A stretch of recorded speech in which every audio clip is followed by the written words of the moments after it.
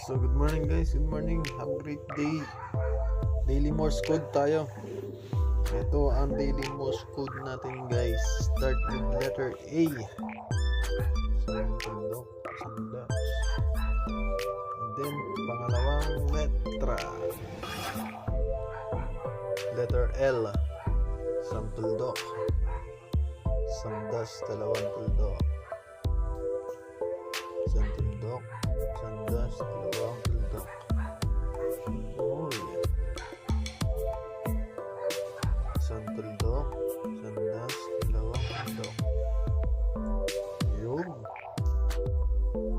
At ang third, isang dash lang guys. Yan. Yan guys, ang ating daily cheaper Morse code. So guys, kailangan natin to.